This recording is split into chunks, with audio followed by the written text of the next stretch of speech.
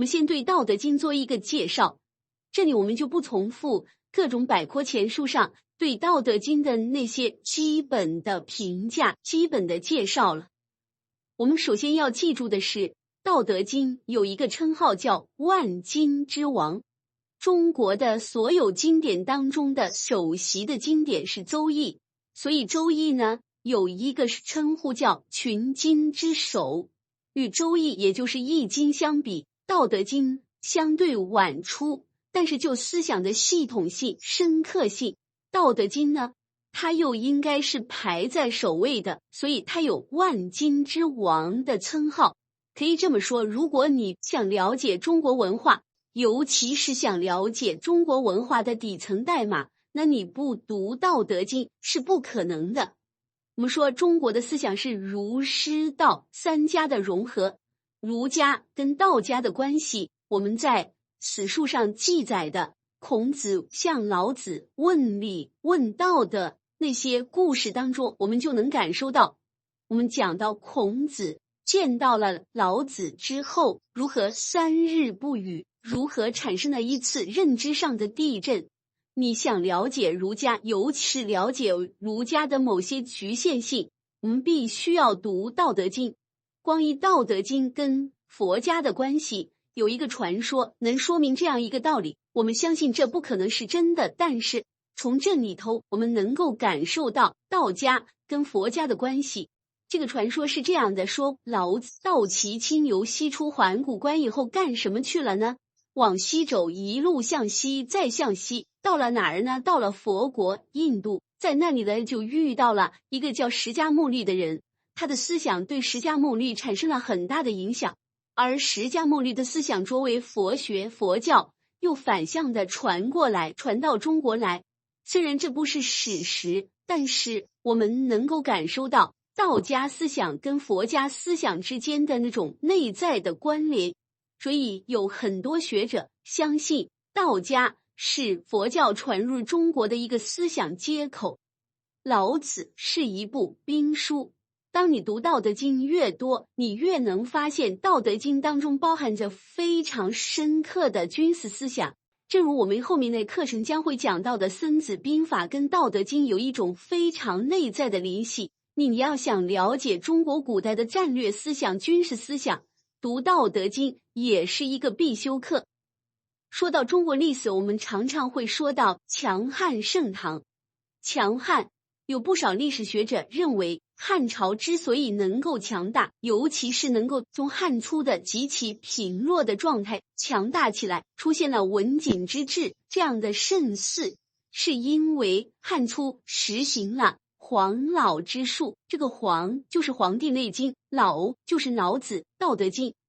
有一些学者认为汉由盛转衰的一个重要的节点，就是汉武帝实行了罢黜百家，独尊儒术，放弃了早期的以黄老之术治国治天下的理念。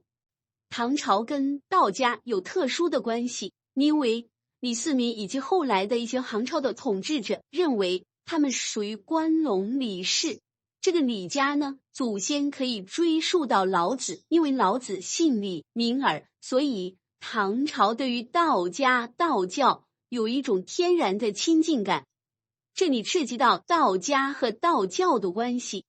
道家是一种哲学思想，道教是一种宗教形态，道教跟道家当然有关联。老子就被道教奉为最高的精神领袖，他被尊称为太上老君。但是呢，道教和道家呢不是同一回事。历史学家有一个说法叫轴心时代。所谓轴心时代呢，就是彼此并没有太多交流，或者根本没有交流的几种文明都在同一时间出现了原创性的思想。这些原创性的思想在不同的文明当中分别扮演了这种文明的思想和理论基础。比如说按年代来看，释迦牟尼比孔子大12岁，也就是说如果是那个年代交通方便的话，他们是可以见面的。然后根据推算呢，老子比孔子大20岁，也就是说他比释迦牟尼大8岁。古希腊的苏格拉底呢相比于释迦牟尼、孔子、老子要晚一些，但大致也属于同一个时代。可以说，《道德经》在中国文明，甚至在世界文明当中占有相当重要的地位。有一点特别值得注意啊，进而20世纪以后，老子的重要性越来越得到承认，受到关注。德国哲学家黑格尔曾经对中国思想、中国哲学做了一些非常武断和粗暴的议论。他说，《论语》里头充斥的都是一些在世界任何一个文明里头都能够找到的那些道德说教。他甚至刻薄地说，为了保存孔子在欧洲的名声，我建议不要把《论语》翻译成西方的文字。钱钟书先生认为啊，黑格尔之所以那么看清中国的思想，与他不了解《道德经》有很大的关系。钱钟书先生说，黑格尔啊，其不知汉语，不可哲也，然无知而妄言，此乃老师句子之常态惯技。不知道，哎呦，乱说呀，是那些大牌的学者、哲学家常有的一种状态。黑格尔说，中国哲学缺乏辩证法的思想。他说，德语里头有一些时同时包含着两个意思，比如说终结，它既代表着结束，又代表着开始。